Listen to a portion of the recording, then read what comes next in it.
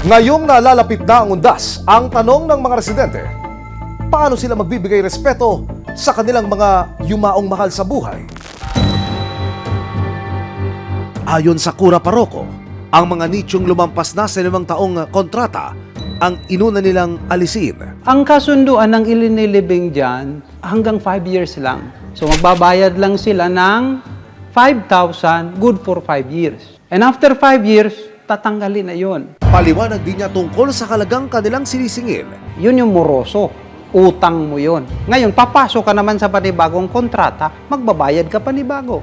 Ang sa panibagong kontrata, kasi ginagawa namin yung nicho. So, humihingi kami ng 15,000. Panibagong contract yan. Pero isipin mo, 15,000 for 50 years. Ayon sa Cura Parroco, hindi sila nagkulang sa pag-abiso tungkol sa gagawing mga pagbabago sa sementeryo. Actually, dito sa parish namin, yung rehabilitation, nag-start siya 2012 pa. Kaya lang, nagre-resist yung tao. Kasi ayaw nilang galawin yung kanilang mga puntod. Kasi yung sitwasyon ng cemetery is puno na siya. Since May, ina-announce na namin. At yung mga family na mga nandito, in-inform na namin. Pinadalhan namin sila ng notice. Kaya lang usually, di sila nagre-respond. Kadalasan dahilan wala silang pera. So, I decided na gibain na.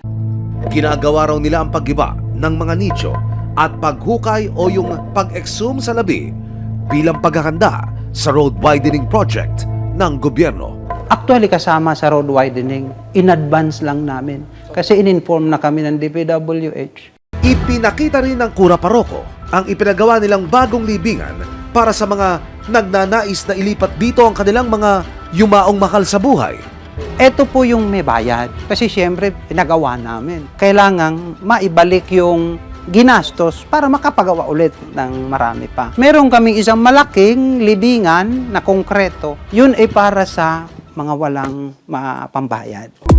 Ang problema, nang ilapit ng resibo sa lokal na pamahalaan ng Libon ang usapin, tinanggi nila ang pagkakaroon ng road widening project. As of now, i-deny ko yan. Wala sa akin galing sa DPWH na magkakandak ng road widening sa lugar na yan. Higit sa lahat, hindi raw kumuha ng permit ang simbahan bago nila binuksan ang mga nicho. Walang sanitary permit. Wala po silang sanitary permit nung pag-aalis nila ng mga buto. Saka yung tama ng proseso na paglagay ng mga buto. Sabi ko, inulit ko nga, dapat yun nasa common ossuary dapat. Hindi yung nasa sako lang. Bagay na hindi tinanggi ng simbahan. Although alam ko, kailangan ng permit, hindi ako kumuha kasi mahal ang bayad. Wala namang kaming fund actually sa pag-rehabilitate. Inilapit ng resibo si Lola Teresita sa simbahan para maipaliwanag sa kanya kung ano ang pwedeng gawin sa labi ng kanyang asawa. Meron tayo paglilipatan. Oo, sa sementeryo pa din. Kung wala kang pambayad, wala namang problema, libre. So, pumunta lang kayo para nandun kayo paglipat. Makita nyo, sumbuto, ililipat doon sa libingan. Tatanungin po namin yung final talagang desisyon ng mga anak ni Lola.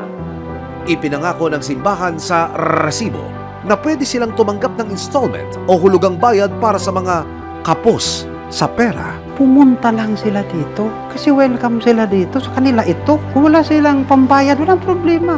Papalibing ko yan ng libre. No? Lalagyan ko yan sa magandang lalagyan. Nandito yung parish na magbibigay sa kanila ng tulong. Lapit lang sila. Nandito ako lagi naman. So, kung walang pera, pwede naman installment.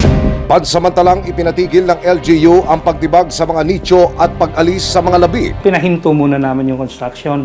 I-comply yung requirements para tuloy-tuloy ng demolition nila. Pinaka dapat gawin is takpan muna yung front po na giniba nila. Kasi doon po nanggagaling yung amoy po, which could be a health hazard po. Ayon sa simbahan, nakakuha na sila ng sanitary permit. Siniguro nilang susunod sila sa mga patakarang nakasaad sa nasabing papel, tulad na lang ng paglagak ng mga labi sa tamang lagayan.